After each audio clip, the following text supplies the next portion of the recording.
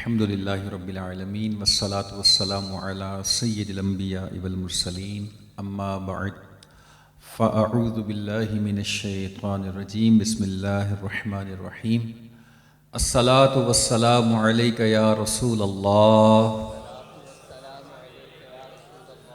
وعلی آلک واصحابک یا حبیب اللہ الصلاة والسلام علیک یا نبی اللہ وعلی آلک واصحابک یا نور اللہ۔ بہت تھوڑا سا ٹائم ہے اور بڑی برکتوں والی گھڑیاں ہیں۔ اللہ تعالیٰ سے دعا کرتا ہوں کہ اللہ تعالیٰ میرا اور آپ سب کا اور جنہوں نے آج کے اس اجتماع کا انعقاد کیا ان کی کوششیں کرنا اپنی پاک بارگاہ میں قبول فرمائے۔ ہم میں سے کسی کا بھی یہ ضائع نہ ہو، واپس نہ کیا جائے، بلکہ مرنے کے بعد پتہ چلے کہ آج کا بیٹھنا ہمارے والدین اور اہل خانہ کی بخشش کا ذریعہ بنا دیا گیا ہے۔ چونکہ ٹائم از ویری ٹائٹ، بہت تھوڑا سا ٹائم ہے، تو چند گزارشات بیان کی شکل میں انشاءاللہ عرض کروں گا۔ اس طرح کے ایونٹس جب ہوتے ہیں تو اس میں سب سے پہلی چیز جو ہوتی ہے وہ نیت ہوتی ہے کہ آپ اور میں کس نیت سے آئے ہیں۔ چہرہ دکھانے آئے ہیں کہ اللہ کو راضی کرنے کے لیے آئے ہیں، تعلقات نبھانے آئے ہیں کہ رب تعالیٰ کی رضا پانے کے لیے آئے ہیں۔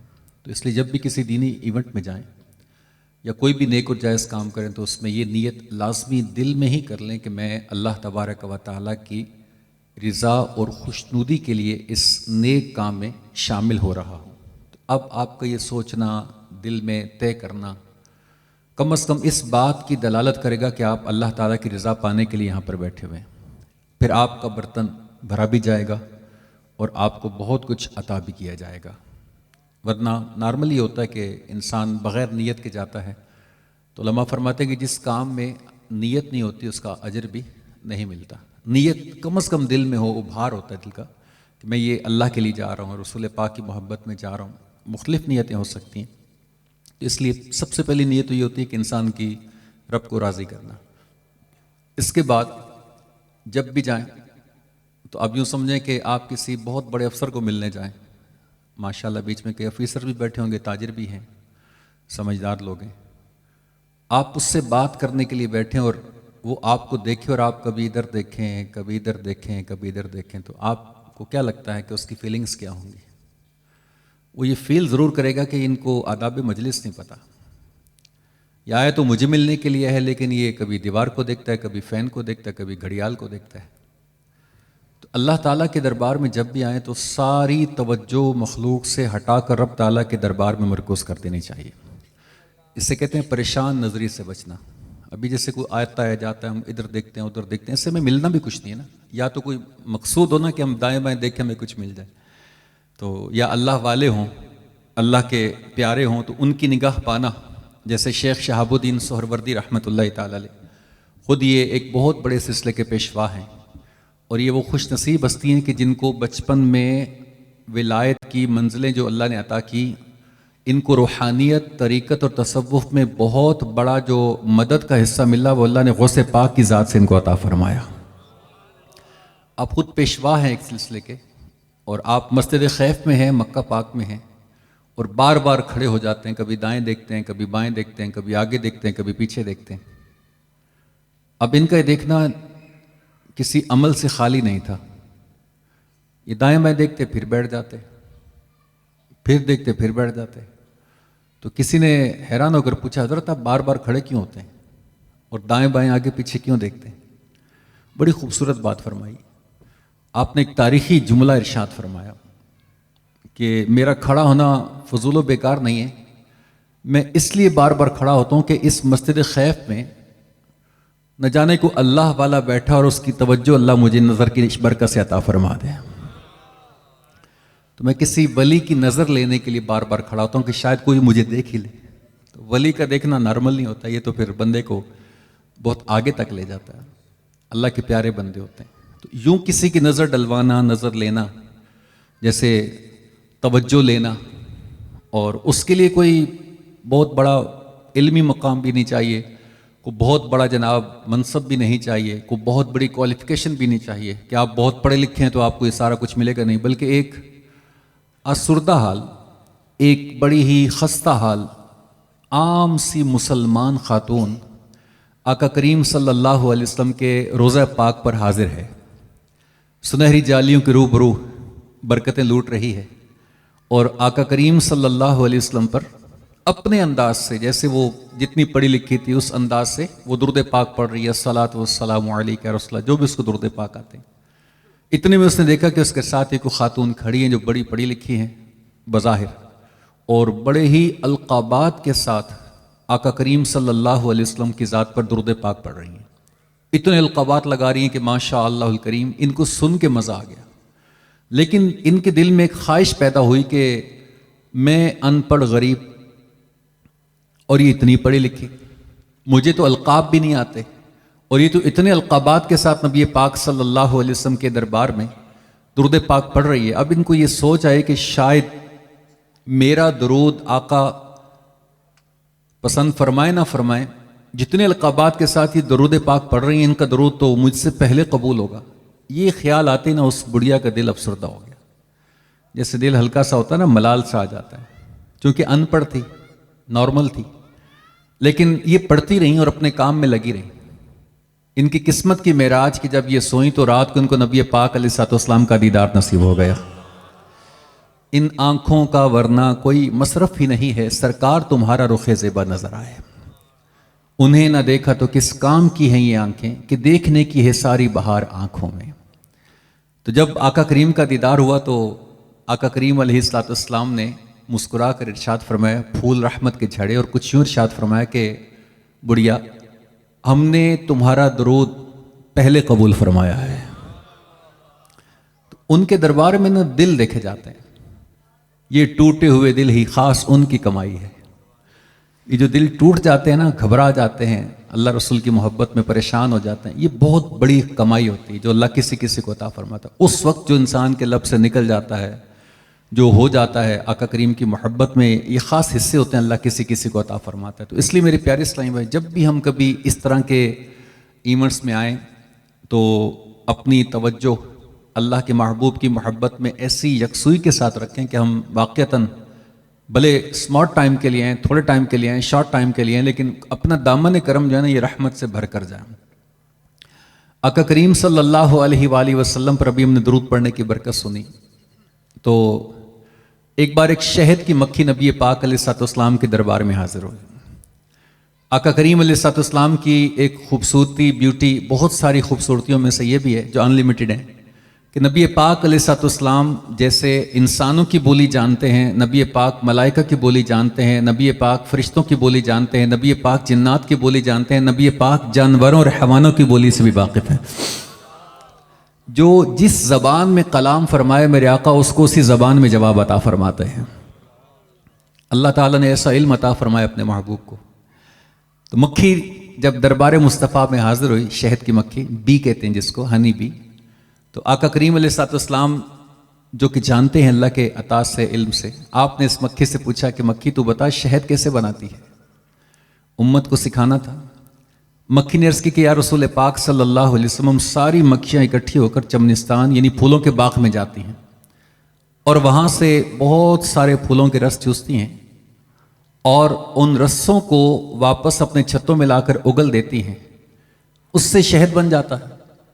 آقا کریم علیہ الصلوۃ والسلام نے مسکرا کر فرمایا یا ارشاد فرمایا کہ مکھی، پھولوں کے جو رس ہوتے ہیں یہ تو کڑوے بھی ہوتے ہیں، کسیلے بھی ہوتے ہیں، لیکن شہد تو بہت ہی میٹھا ہوتا ہے۔ اس مٹھاس کی ریزن کیا ہے، اس کی وجہ کیا ہے؟ مکھی نے سن کر عرض کی کہ یا رسول اللہ صلی اللہ علیہ وسلم، اللہ پاک نے مکھیوں کو الہام فرما دیا ہے، ہمیں سکھا دیا ہے کہ ہم جب چمنستان میں جاتی ہیں، وہاں سے پھلوں کے رس نکالتی ہیں، تو اپنے منہ میں رس لے کر ہم سارے راستے آپ کی ذات پر درود و سلام پڑھتی ہوئی آتے ہیں۔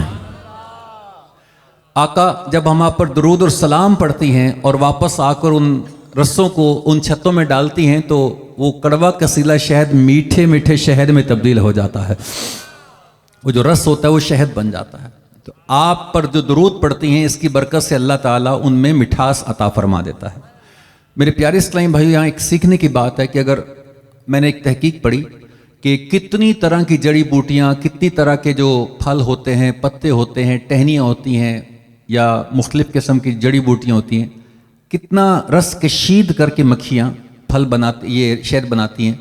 تو ایک تحقیق پڑھی، اس پہ لکھا تھا کہ 35,000 یعنی 35,000 سے زیادہ مختلف قسم کے پتے، جڑی بوٹیاں، پھول، پھل اور ٹہنیاں اور مختلف چیزیں جو اللہ تعالیٰ زمین سے اگاتا ہے، یہ مکھیاں ان 35,000 قسم کی چیزوں کو چوستی ہیں اور ان کو لا کر مختلف عوامل کے ساتھ اس میں ڈالتی ہیں۔ اس میں انتہائی کڑوے رس بھی ہوتے ہیں، اس میں نارمل بھی ہوتے ہیں، کچھ میٹھے بھی ہوتے ہیں، لیکن آپ نے دیکھا کہ مکھی نے بتایا کہ اللہ کے محبوب، ہمیں اللہ نے سکھا دیا کہ ہم آپ پر جب درود پڑھتی ہیں تو اللہ تعالیٰ اس کی برکت سے سارے کڑوے کسیلے رسوں کو میٹھا میٹھا شہد بنا دیتا ہے۔ تو علماء فرماتے ہیں، میرے پیر و مرشد فرماتے ہیں، امیر علیہ سنت فرماتے ہیں کہ جب تمام کڑوے کسیلے رس درود کی برکت سے میٹھے میٹھے ہو سکتے ہیں، اگر ہم امتی ہونے کے ناطے آقا پر درود پڑھیں گے، ان کی محبت میں جئیں گے، تو اللہ ہماری پھیکی زندگی میں مدینے کی مٹھاس عطا فرما دے گا۔ ہم میں سے کوئی بھی نہیں چاہے گا کہ میری زندگی پھیکی پھیکی ہو، ہم میں سے کوئی بھی نہیں چاہے گا کہ ہم جناب بڑے ہی پریشانی کے ساتھ اپنے اوقات کو گزاریں۔ نہیں، نتھنگ۔ آئیے اپنی زندگی کو میٹھا میٹھا بنائیں، اپنی زندگی کو پیارا پیارا بنائیں، اپنی زندگی کو ہیپی ہیپی بنائیں، اپنی زندگی کو گولڈن گولڈن کریں، باغ باغ کریں، اپنی زندگی کو پیارا پیارا کریں۔ کیسے کر سکتے ہیں کہ آقا کریم علیہ الصلوۃ والسلام کی ذات پر ایک لیمیٹڈ ٹائم میں، آپ فکس ٹائم میں ڈیلی اپنا ٹائم سیپریٹ کیجئے۔ آپ کو ایک مدنی مشورہ دیتا ہوں، اپنی لائف میں اس چیز کو آج سے ایڈ کر لیجئے، جب تک آخری سانس ہے اس پر عمل کیجئے۔ میں آپ کو یقین دلاتا ہوں کہ آپ مشکلات میں ڈوبنے کی وجہ سے درود نہیں پڑھتے ہوں گے، آج سے آپ اگر درود پڑھنا شروع کر دیں تو آپ کی مشکلات ہی آپ کا دم چھوڑ دیں گی انشاءاللہ ساجد۔ آپ کی زندگی میں سکون آ جائے گا۔ اصل میں ہماری پرابلم یہ ہے کہ ہم شور زیادہ کرتے ہیں اور جو کرنا ہے وہ کر نہیں پاتے۔ ہم واویلا بہت زیادہ کرتے ہیں لیکن جو عمل کرنا ہے اس سے ہم کوتاہی کر جاتے ہیں۔ ایک روایت میں نے پڑھی کہ بڑی پیاری روایت کی، جو 50 ٹائم روزانہ 50 بار نبی پاک علیہ الصلوۃ والسلام پر درود پاک پڑھتا ہے، اس کی معراج دیکھیں کہ صرف اونلی 50 ٹائم 50 بار جو درود پاک پڑھے گا، آقا کریم فرماتے ہیں قیامت کے دن میں اس کے ساتھ مصافحہ فرماؤں گا۔ ایمانداری کے ساتھ بتائیں، اگر کسی کے ساتھ آقا مصافحہ کر لیں تو اس کے کیا وارے نیارے ہو جائیں گے، اس پر جہنم کی آگ بھی اثر نہیں کرے گی۔ قربان جائیں، ایک بار آقا کریم نے روٹی حضرت عائشہ صدیقہ رضی اللہ تعالیٰ عنہ کے ساتھ پیڑا بھی بنایا اور روٹی بھی لگائی۔ حضرت عائشہ صدیقہ نے بھی روٹی تندور میں لگائی، میرے آقا نے بھی تندور میں روٹی لگائی۔ کتنا پیارا عمل ہے، محبت ہے اپنی زوجہ محترمہ کے ساتھ، ہماری ماں جی کے ساتھ۔ ایک عمل کر کے دکھایا کہ گھر میں کیسے رہنا چاہیے۔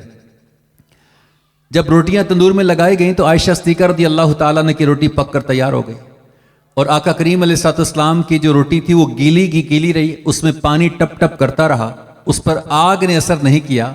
عرض کی آقا میری روٹی پک کر تیار ہو گئی اور آپ والی روٹی پر آگ نے اثر نہیں فرمایا۔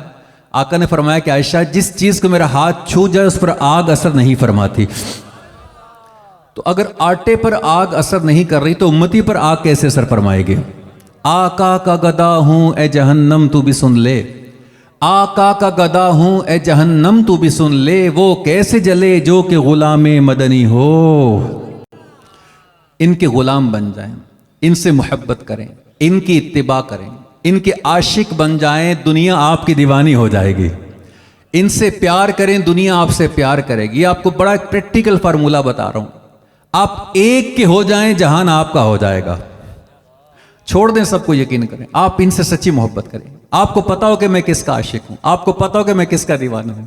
کوئی اس گلوکار کا دیوانہ ہے، کوئی اس فنکار کا دیوانہ ہے، کوئی اس جناب تاجر کا دیوانہ ہے، نتھنگ۔ چھوڑ دیں سب کو، ایک کا دامن پکڑ لیں، دنیا آپ کی ہو جائے گی۔ کیوں؟ دامن مصطفیٰ سے جو لپٹا یگانہ ہو گیا، دامن مصطفیٰ سے جو لپٹا یگانہ ہو گیا، جس کے حضور ہو گئے اس کا زمانہ ہو گیا۔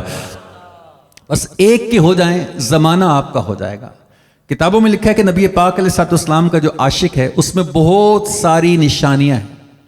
جیسے پولیس والا روڈ پر کھڑا ہوگا تو اس کی ایک نشانی کیا ہوگی؟ اس کی وردی بتائے گی پولیس والا ہے۔ کوئی ہمارا فوجی بھائی ڈیوٹی پر ہوگا تو اس کی وردی بتائے گی فوجی بھائی ہیں۔ ڈاکٹر صاحب کی وردی بتائے گی۔ کچھ نشانیاں ہوتی ہیں، کچھ علامتیں ہوتی ہیں جناب، جو شو کرتی ہیں کہ اس کا مائنڈ کیا ہے، ایسی کتابوں میں لکھا ہے کہ جو عاشق رسول ہوتے ہیں، آقا کریم سے محبت کرتے ہیں، دنیا کے کامیاب انسان ہوتے ہیں، ان کی بہت ساری نشانیاں ہیں۔ اس میں سے پہلی نشانی جو میں نے کتابوں میں پڑھی، اور بھی ہیں، کہ جو عاشق رسول ہوتا ہے اس کو بتانا نہیں ہوتا کہ میں عاشق رسول ہوں۔ اس کی ایک نشانی یہ کہ وہ آقا کریم علیہ الصلاۃ والسلام پر کثرت سے روزانہ درود پاک پڑھنے کی سعادت پاتا ہے۔ یہ اس کا عمل بتاتا ہے کہ یہ عاشق رسول ہے۔ اور منیمم میں آپ عرض کروں 500 ٹائم، اگر آپ روز آقا کریم پر 500 مرتبہ درود پاک پڑھتے ہیں تو علماء فرماتے ہیں کہ بندہ جو 500 ٹائم پر ڈے درود پڑھتا ہے، اللہ اسے دنیا میں لوگوں کی محتاجی سے محفوظ فرما دے گا۔ آج ہر بندہ ہی پریشان ہے، اچھے خاصے لوگ رو رہے ہیں، بعض صحیح رو رہے ہیں، بعض بلا وجہ رو رہے ہیں، لیکن آپ چاہتے ہیں کہ محتاجی سے بچیں تو 500 ٹائم درود پاک پڑھیں۔ اور اگر آپ چاہتے ہیں کہ دنیا ہی میں آپ کامیابی کی سند پا لیں تو اس کا ایک فارمولہ بھی آقا کریم نے کیا عطا فرمایا، جو روزانہ 1000 ٹائم 1000 بار آقا کریم علیہ الصلوۃ والسلام پر درود پاک پڑھے گا، وہ اس وقت تک مرے گا نہیں جب تک مرنے سے پہلے جنت میں اپنا مقام نہ دیکھ لے۔ اب بتائیے کس نے کہا؟ آقا نے فرمایا۔ یہ کسی پیر صاحب کا فرمان بھی نہیں ہے، پیر صاحب کا بھی کافی ہوتا ہے، لیکن یہ تو آقا کریم علیہ الصلوۃ والسلام نے فرما دیا کہ 1000 بار اس درود پاک پڑھنے والا یہ سعادت پائے گا۔ آپ اپنی لائف میں اس کو سیٹ کریں، ایڈجسٹ کریں کہ آپ اور میں ڈیلی جیسے کھانا کھاتے ہیں، جیسے گاڑی ڈرائیو کرتے ہیں، آفس جاتے ہیں، اسکول کالج جاتے ہیں، شاپ پہ جاتے ہیں، دوست کو ملتے ہیں، سوشل میڈیا کے لیے ٹائم نکالتے ہیں جناب، سلیپنگ کے لیے ٹائم نکالتے ہیں، اسی طرح روزانہ نبی پاک علیہ الصلوۃ والسلام پر درود پاک پڑھیں۔ مفتی امین صاحب رحمۃ اللہ تعالی علیہ نے بڑی پیاری ایک بات لکھی کتاب میں، سبحان اللہ آب کوثر میں، کہ ایک اللہ کے نیک بندے تھے، ان کو اللہ نے بڑا مال دیا تھا۔ اب یہ صبح صبح کچھ مزدوروں کو لینے جاتے کہ گھر میں کام کرنا ہے۔ مزدور ان کے گھر میں آ کر کہتے حضرت کام کیا کرنا ہے؟ یہ ان کو جناب کمرے میں لے کے آتے، ان کو وضو کراتے، ان کو اچھے کپڑے پہناتے، ان کو خوشبو لگاتے، اور اس کے بعد اپنے کمرے خاص میں لا کر بٹھا دیتے۔ مزدور کہتے حضور مزدوری کیا کرنی ہے؟ فرماتے ہیں کہ مزدوری ہے کہ صبح سے شام تک مدینے والے پہ درود پاک پڑھتے رہنا ہے۔ سارا دن یہ درود پاک پڑھواتے، شام چھٹی کا وقت ہوتا، فرماتے کہ چند بار اور پڑھ دو آقا راضی ہو جائیں گے، پھر ان کی مزدوری دے کے ان کو فارغ کرتے، اگلا دن آتا پھر مزدور لے کر آتے۔ یہ ان کی ہول لائف روٹین تھی، ان کا ڈیلی کا معمول تھا۔ اس کے عمل میں ان کو جزا کیا ملی؟ مفتی صاحب لکھتے ہیں کہ اس عمل کی برکت سے جہاں ان کا عشق رسول بڑھتا گیا، ان کے گھر میں برکت ہوئی، ان کے مال میں برکت ہوئی، اللہ پاک نے ان کی شان و شوکت میں برکت دی، آج صدیاں ہوگی ان کا ذکر خیر جاری ہے۔ اس کے بعد 2 برکتیں ایسی ملی جو کمال کی برکتیں تھیں، اس عمل کی برکت سے ان کو انعام یہ ملا کہ ان کو کئی بار خواب میں اور ایک بار بیداری میں نبی پاک کا اللہ پاک نے دیدار عطا فرما دیا۔ آقا پر درود پڑھنا یہ بہت ساری مشکلوں کو ختم کر دیتا ہے۔ نبی پاک علیہ الصلوۃ والسلام پر درود پاک پڑھنا انسان کو راحت دیتا ہے، سکون دیتا ہے، روشنی عطا فرماتا ہے۔ اور اللہ قرآن میں فرماتا ہے کہ ان اللہ وملائکتہ یصلون علی النبی یا ایھا الذین آمنوا صلوا علیہ وسلموا تسلیما صلی اللہ علی النبی الامی وآلہ صلی اللہ علیہ وسلم صلاۃ وسلام علیک یا رسول اللہ۔ میرے پیارے اسلام، اللہ فرماتا ہے کہ بے شک اللہ اور اس کے فرشتے اس محبوب پر درود بھیجتے ہیں، اے ایمان والو تم بھی ان پر خوب درود اور سلام بھیجو۔ یہ حکم قرآنی ہے۔ آج کون کون نیت کرتا ہے کہ اس راؤ صاحب کے پیارے پیارے میلاد کے اجتماع میں یہ مائنڈ سیٹ کر کے جائے کہ میں انشاءاللہ روزانہ ایک خاص مقدار میں پابندی وقت کے ساتھ، توجہ کے ساتھ آقا کریم کی ذات پر درود پاک پڑھوں گا؟ ماشاءاللہ، خوشی ہوئی آپ کی نیت کر کے۔ ذرا اور بھی تھوڑا شیطان کو جلائیں تو گنجائش ہے، ہاتھ اٹھا کے تھوڑا زوردار انشاءاللہ کا نعرہ لگائیں۔ ماشاءاللہ، آپ کے اس عمل سے آپ کو بھی خوشی ہوگی، اللہ بھی راضی ہوگا اور شیطان کو تکلیف ہوگی۔ اس لیے میرے پیارے اسلامی بھائیو، آقا کریم پر درود پاک پڑھیں۔ دوسری نشانی جو لکھی کتابوں میں کہ جو عاشق رسول ہوگا، اچھا میں ایک سوال کروں، ایک ہے کہ میں اپنے آپ سے کہتا ہوں کہ میں عاشق رسول ہوں، میرے پاس کسوٹی کوئی نہیں۔ ایک ہے کہ واقعتاً ہمیں کوئی کہے کہ تو عاشق رسول ہے، فرسٹ بات بھی بہت اچھی ہے لیکن سیکنڈ بات بہت اچھی ہے۔ اور ایک ہے کہ آقا فرما دیں یہ میرا غلام اور دیوانہ ہے، یہ تو اور زیادہ اچھا ہو جائے گا جناب۔ اب جو سیکنڈ بات کرنے جا رہا ہوں یہ بھی بڑی پیاری ہے کہ پہلی نشانی تو ہم نے سنی کہ درود پاک کا عادی عاشق رسول ہوتا ہے۔ دوسری نشانی جو لکھی آقا کریم کی محبت میں کیا کہ جو نبی پاک علیہ الصلوۃ والسلام سے محبت کرتا ہے، ان سے اتنی محبت کرتا ہوگا، ان کی زیارت کا اتنا طلبگار ہوگا، ان کو دیکھنے کا اتنا اس کا جی چاہتا ہوگا، یہ تمنا کرے گا کہ یا اللہ پاک میری دنیا کی باقی نعمتیں بھلے تو واپس لے لے، مجھے ایک بار موت سے پہلے خواب میں اپنے نبی کا دیدار عطا فرما دے۔ وہ نبی پاک علیہ الصلوۃ والسلام کو دیکھنے کے لیے بہت بے چین رہے گا، اس کی آنکھیں پیلی پیلی ہوں گی، عشق رسول پاک میں اس کے آنسو نکلیں گے، اس کا چہرہ ایک عجیب کیفیت میں ہوگا اور یہ ہر وقت بس بے قرار ہوگا. اس کو آقا کریم کی محبت ستائے رکھے گی کہ بس کسی طرح ایک بار مجھے نبی پاک علیہ الصلوۃ والسلام کا دیدار ہو جائے. اور یہ چہرہ اتنا پیارا ہے جو اللہ نے اپنے محبوب کو عطا فرمایا. حدیث کی کتابوں میں ایسے ایسے ایمان افروز واقعات ہیں. اللہ اکبر اللہ اکبر اللہ اکبر. یعنی آقا کریم جب بڑی عمر مبارک میں پہنچے وہ تو بڑی بات تھی. یعنی جس نبی کے دنیا میں آنے سے پہلے ہی اللہ نے دنیا کو نور سے بھر دیا، ان کے وجود کا عالم کیا ہوگا. یہ تو ان کے استقبال کی تیاری ہے کہ مشرق اور مغرب کو نور سے بھر دیا گیا، خوشبو سے بھر دیا گیا. اللہ اکبر. میرے آقا جب دنیا میں آئے تو ان کے نور سے کعبۃ اللہ اور اس کا پورا مکے کا میدان روشن ہو گیا. پوری کائنات جناب روشن ہو گئی. بڑے بڑے ایمان افروز واقعات ہم کتابوں میں پڑھتے ہیں. اور اللہ اکبر. دائی حلیمہ فرماتی کہ جب میں آقا کو مکے سے لے کر اپنے گاؤں میں گئی اور بڑی ایک عجیب رات تھی. آقا کریم علیہ الصلوۃ والسلام ابھی ننھے منھے ہیں. جیسے میرے گھر میں داخل ہوئے تو چہرے سے اتنا نور نکل رہا تھا. آپ فرماتی ہیں کہ میرا سارا گھر نور مصطفیٰ سے روشن ہو گیا. بلکہ دائی حلیمہ فرماتی ہیں کہ میرے گاؤں کا کوئی ایسا گھر نہیں تھا جہاں سے حضور کے نور کی روشنی نہ دکھائی دیتی ہو، جہاں سے حضور کے وجود کی خوشبو نہ آتی ہو. آقا کریم علیہ الصلوۃ والسلام کے نور کے بارے میں آپ کے غلام حضرت انس رضی اللہ تعالیٰ عنہ فرماتے ہیں کہ آپ جب اسمائلنگ فیس ہوتے تھے تو آپ کی چیکس اور آپ کے فرنٹ کے ٹیتھ ان سے ایسا نور نکلتا کہ حضرت انس فرماتے ہیں کہ ہمارے کمرے کی جو تاریک در و دیوار ہوتے تھے آقا کریم کے نور کی برکت سے روشن ہو جایا کرتے تھے. بہت پیارا چہرہ اللہ نے محبوب کریم کو عطا فرمایا ہے. سبحان اللہ. اللہ پاک سے دعا کرتا ہوں کہ اللہ ہمیں بھی موت سے پہلے آقا کریم کا دیدار عطا فرما دے. بہت حسن. یعنی کتابوں میں لکھا ہے کہ حسن یوسف جو دنیا میں مشہور ہے، کتنا بڑا اللہ نے حسن دیا یوسف علیہ السلام کو کہ جب مصر کی عورتیں ہاتھ میں سیب اور چھری لے کر حضرت یوسف کو دیکھنے لگیں اور سیب کاٹنے لگیں تو کتابوں میں لکھا ہے کہ حسن یوسف میں ایسی گم ہو گئیں کہ جناب ان کو دیکھتے دیکھتے اپنے جناب انگلیاں کاٹ ڈالیں. سیب کٹ گیا، انگلیاں کٹ گئیں، ان کو پتہ بھی نہیں چلا، اس قدر گم ہو گئیں. عائشہ صدیقہ رضی اللہ تعالیٰ نے فرماتی ہیں کہ اگر مصر کی عورتیں میرے محبوب کو دیکھتی ہیں اپنی انگلیاں نہیں اپنے دل بھی کاٹ ڈالتی اور ان کو پتہ بھی نہ چلتا. یعنی یوسف علیہ السلام کو جو حسن ملا وہ سارے کائنات کے لوگوں سے بڑھ کر، دنیا کے لوگوں سے بڑھ کر ملا. لیکن یوسف علیہ السلام کا حسن کتابوں میں لکھا ہے کہ ایک جز ہے اور اس جز کا حسن کل اللہ نے اپنے پیارے محبوب کو عطا فرمایا تھا. آقا کریم نے کبھی اپنا اصل ظاہر دنیا پر لوگوں کو نہیں دکھایا، نہ کوئی دیکھنے کی تاب رکھ پاتا. ایسی کتابوں میں روایتیں لکھی ہیں. میرے پیارے اسلامی بھائیو، آقا کریم کو اللہ نے بڑی بیوٹی عطا فرمائی، بڑی خوبصورتی عطا فرمائی، بڑا حسن عطا فرمایا. تو یہ پیارا چہرہ. مدینہ پاک میں ایک یہودی تھا، وہ ینگ تھا. نبی پاک علیہ الصلوۃ والسلام پر ایک بار اچانک اس کی نظر پڑ گئی. جیسے اس نے آقا کریم کو دیکھا نا، اللہ اکبر، ایک مرتبہ دیکھا، فرسٹ ٹائم دیکھا، ایسا دیوانہ ہوا کہ اب آقا کریم کو دیکھنے کے بعد اس کے دل کی دنیا ہی بدل گئی.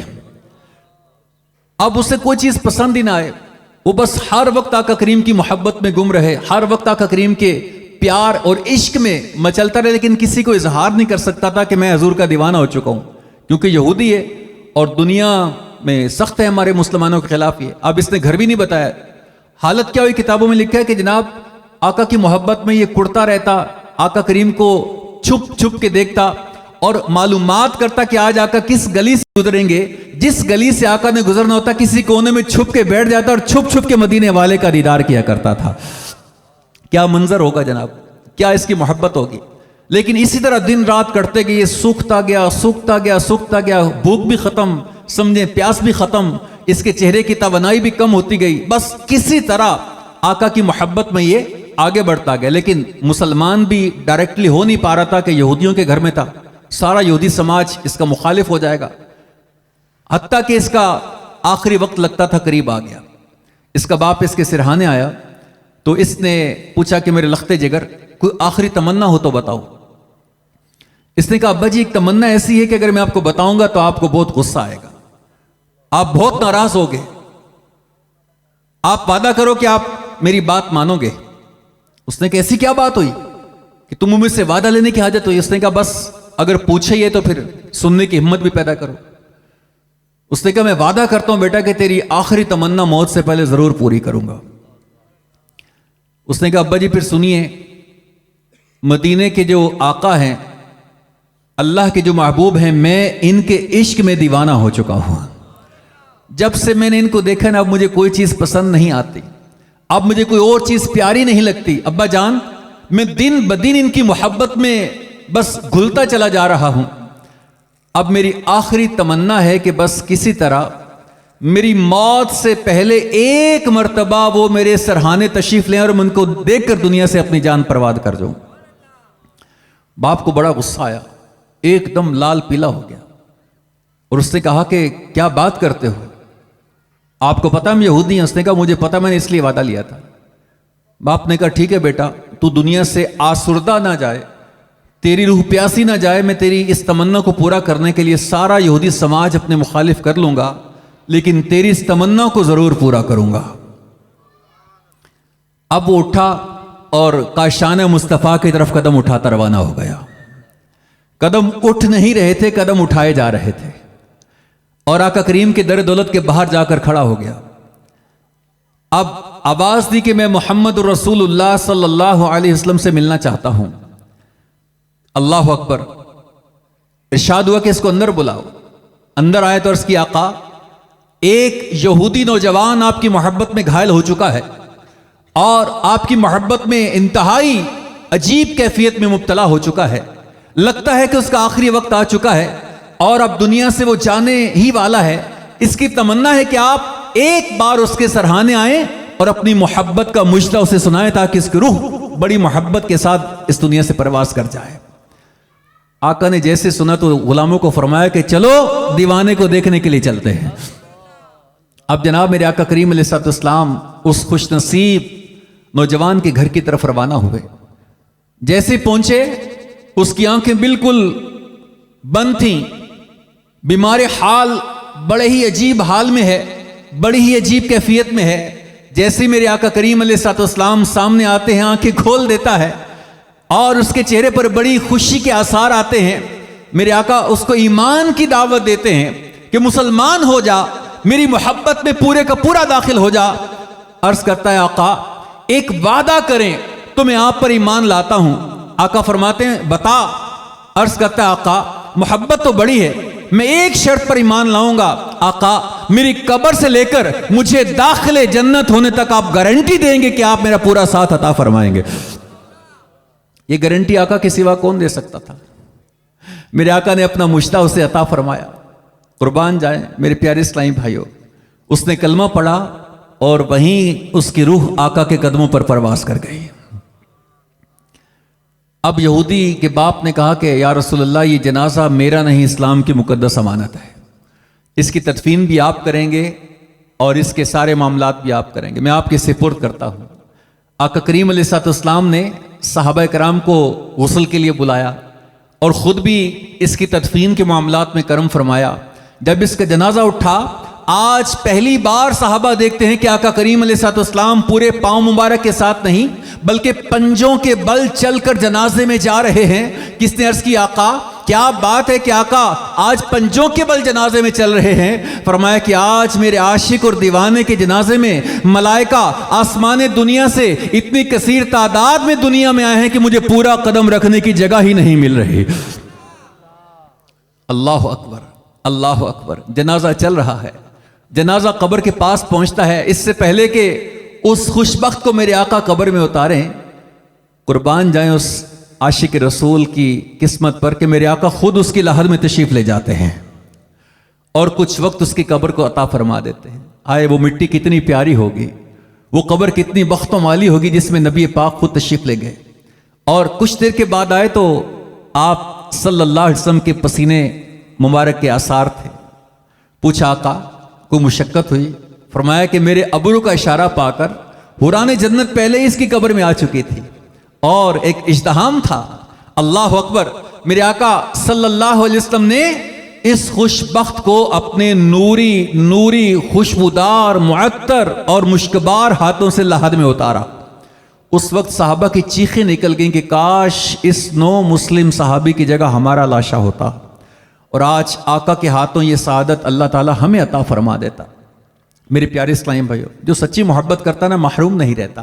اس لیے آقا کریم علیہ الصلوۃ والسلام سے ہم بھی محبت کریں، ان کی محبت کے گن گائیں، ان کی اتباع کریں، ان کی سیرت کو سمجھیں، ان کی سنت پر چلیں۔ کیوں؟ آقا فرماتے ہیں جس نے میری سنت سے محبت کی اس نے مجھ سے محبت کی، اور جو مجھ سے محبت کرے گا میرے ساتھ جنت میں ہوگا۔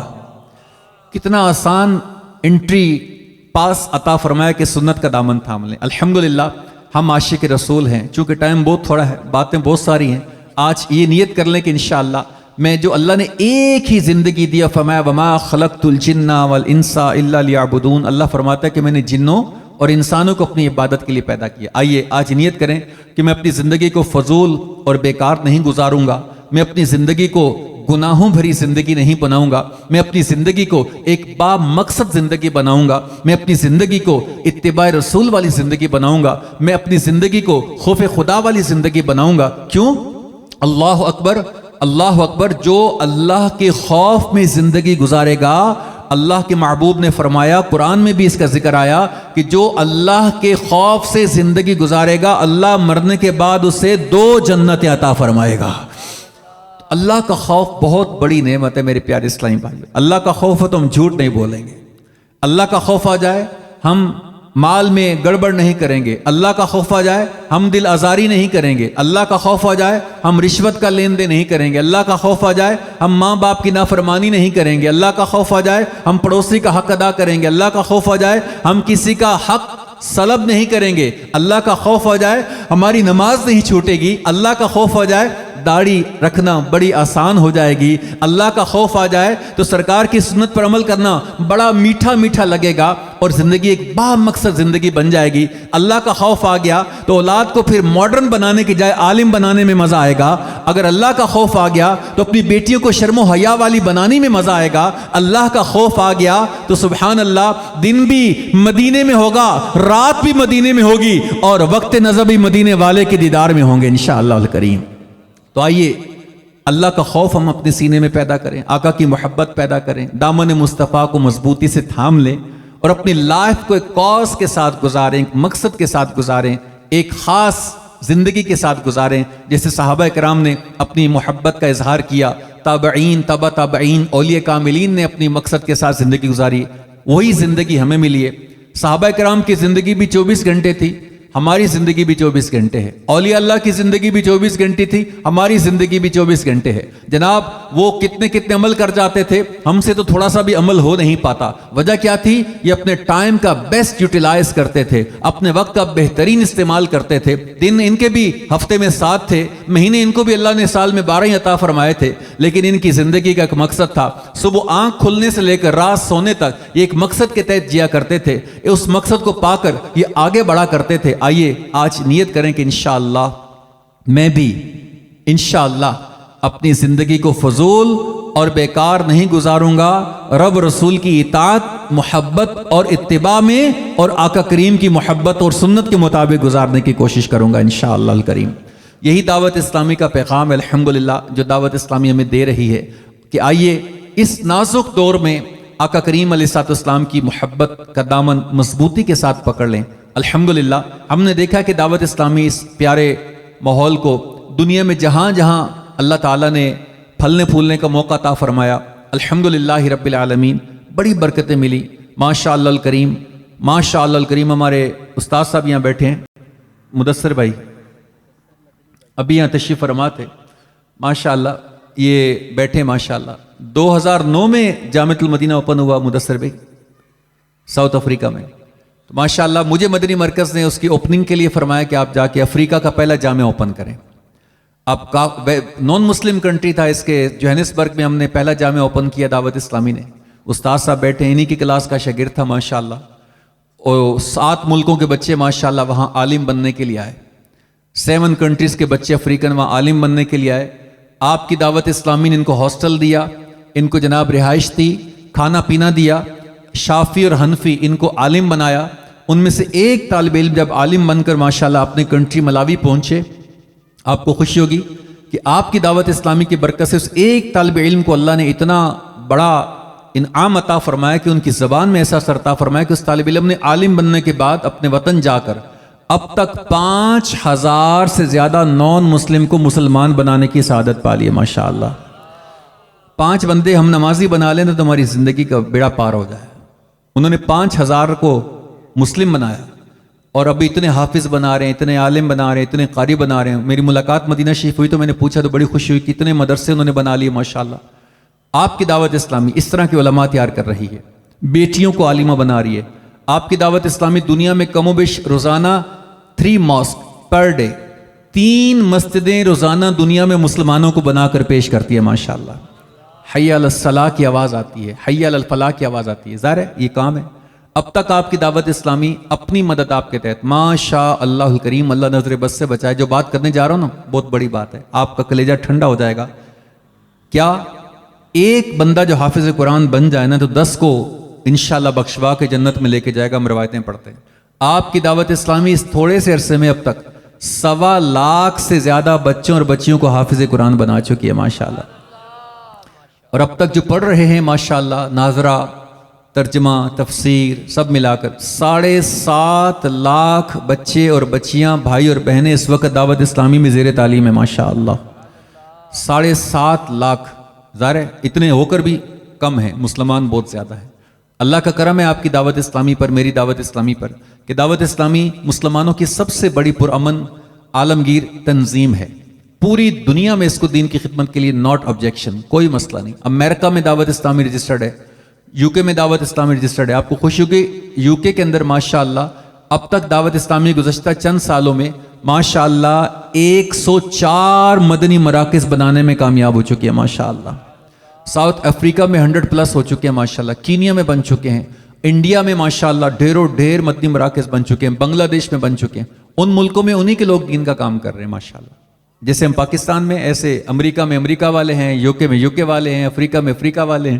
اللہ کا کرم ہے سب اپنے اپنی جگہ دین کا کام کر رہے ہیں. تو اب یہاں کا ہمارے حصے میں کام آیا ماشاءاللہ. پاکستان سے ہم لیڈ کر رہے ہیں اس کو پوری دنیا میں. تو ہماری خواہش ہے کہ مزید بھی مسجدیں بنائی جائیں. ہماری خواہش ہے کہ مزید بھی حافظ بنے, عالم بنے, مفتی بنے, ہماری بیٹیاں عالمہ بنے. اگر میں آخر میں یہ ختم کرنے سے پہلے پوچھوں کہ ہم عالم نہیں بن سکے, ہم حافظ نہیں بن سکے, اگرچہ ہم مبلغ نہیں بن سکے, کوئی بات نہیں, لیکن یہ درد ہوگا نا کہ یار میں چاہتا ہوں کہ میں عالم نہیں بنا لیکن میری ذات کی وجہ سے کوئی عالم دین بن جائے. اگر میں آپ سے یہ مشورہ مانگوں تو کون کون یہ مشورہ دے گا؟ ہاں میں یہ ضرور چاہتا ہوں کہ کہیں میری کوشش کارگر ہو جائے اور اللہ تعالیٰ میری وجہ سے کسی کو عالم بنا دے, میری وجہ سے کسی بیٹی کو عالمہ بنا دے. ہاتھ اٹھا کر بتائیے گا ذرا. ماشاءاللہ 100% میں ہاتھ دیکھ رہا ہوں, اور بہت اچھی, یہ بہت اچھی نیت. اچھا یہ کیسے ہوگا؟ اس کے لیے ایک وے تو سامنے ہے کہ اس کے لیے ہمیں ایفرٹس کرنی پڑیں گی, پلاننگ کرنی پڑے گی. آپ کو خوشخبری دوں, آپ کی دعوت اسلامی دنیا کی بیسٹ اسلام کی پلاننگز لے کر چلتی جا رہی ہے ماشاءاللہ. میں کہتا ہوں دنیا کی بیسٹ اسلامک پلاننگز آپ کی دعوت اسلامی کے پاس ہے. میں چونکہ مجھے پتہ ہے نا اس وقت کتنے کام ہم کر رہے ہیں ماشاءاللہ. کون سا کام ہے جو آپ کی دعوت اسلامی نہیں کر رہی ماشاءاللہ الکریم. ہر موقع پر دعوت اسلامی پیش ہے. جب سیلاب آیا, زلزلہ آیا 2005 میں, تو مجھے ہی ریلیف کا خادم بنایا گیا تھا اسلام آباد, پنڈی, کشمیر کے PK کا. اس وقت تقریباً ہم چونکہ ریلیف کا کام فرسٹ ٹائم ہی کرنے جا رہے تھے, 750 ٹرک سامان کے لاد کر ہم ان شہروں میں لا کر اتار کر آئے تھے ماشاءاللہ. اپنے کندھوں پر ہمارے بھائی کھانا اتارتے تھے. CDA والوں نے پھر بالکل بہت بڑا ایک ماشاءاللہ تحفہ دیا دعوت اسلامی کو, جو آج فیضان مدینہ G11 آپ دیکھتے ہیں ماشاءاللہ. بہت بڑا ماشاءاللہ انعام دیا ہم نے. تو اللہ کی رضا چاہیے, اس میں مدد کی انہوں نے ہمارے ساتھ. جب پیچھے سیلاب آیا تو آپ کو پتہ ہے آپ کی دعوت اسلامی نے ماشاءاللہ تقریباً 40 لاکھ مسلمانوں تک اللہ کے کرم سے ان کے گھروں میں راشن پہنچانے کی سعادت پائی ماشاءاللہ. اب پیچھے کرونا کے دنوں میں الحمدللہ 1 کروڑ پلس مسلمانوں تک ہم نے امداد پہنچانے کی کوشش کی. اب دعوت اسلامی ریہیبلیٹیشن سینٹرز بنا رہی ہے تاکہ اپاہج بچوں کا علاج کیا جا سکے. میڈیکل سینٹرز بنائے جا رہے ہیں, یتیم خانے بنائے جا رہے ہیں. آپ کی دعوت اسلامی ماشاءاللہ پیچھے جب یہ سیلاب آیا سوات اور پاکستان میں, اس میں 15,000 گھر آپ کی دعوت اسلامی بے گھروں کو بنا کر دے رہی ہے ماشاءاللہ الکریم. 15,000 گھر ایک معنی رکھتے ہیں, اپنی مدد آپ کے تحت. جب ترکی میں زلزلہ آیا تو سب سے پہلے پاکستان سے جو تنظیم پہنچی اس کا نام دعوت اسلامی تھا ماشاءاللہ. الحمدللہ اب مسلمان جو فلسطین میں آزمائش میں آ رہے ہیں ان کے لیے بھی کل سے پیر و مرشد نے حکم فرما دیا ماشاءاللہ. اب ان کی مدد کی بھی تیاری کی جا رہی ہے, ان کے لیے بھی ہم بہت کچھ کریں گے انشاءاللہ الکریم. یہ آپ کی دعوت اسلامی ہے. کوئی میدان چھوڑا نہیں ہے کہ جس میں مسلمانوں کو آقا کی امت کو خالی چھوڑا جائے. مدرسے بنا رہی ہے, جامعات بنا رہی ہے. اگر میں آپ کو مشورہ دوں آخر میں, اللہ نے آپ کو پراپرٹی دی ہے نا, تو اچھا گھر بھی بنائے اور جنت کا گھر بھی مرنے سے پہلے بنانے میں کامیاب ہو جائے. اللہ نے اگر آپ کو دکانیں دی نا, تو 4 دکانیں اولاد کی, 1 دکان اللہ کے نام پہ کر دیجئے. اللہ نے 4 گاڑیاں دی ہیں نا, مشورے دے سکتا ہوں, آگے آپ کی مرضی. اللہ نے 4 گاڑیاں دی ہیں, 3 گاڑیاں میرے گھر والوں کی, 1 گاڑی اللہ رسول کے نام کی. جناب یہ حصہ اللہ رسول کے نام کا, یہ حصہ دین کے نام کا. کوئی پتہ نہیں اللہ کو پسند آ جائے.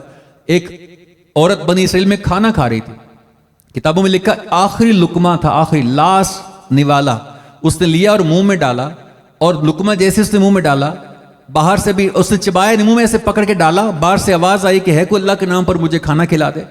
اس نے دیکھا اس ایک لقمے کے سوا میرے گھر میں کچھ بھی نہیں ہے. اس نے اپنا لقمہ نکالا, صاف کر کے اس کو جا کر مانگنے والے کو دے دیا. اس نے کھایا, دعائیں دیتا چلا گیا.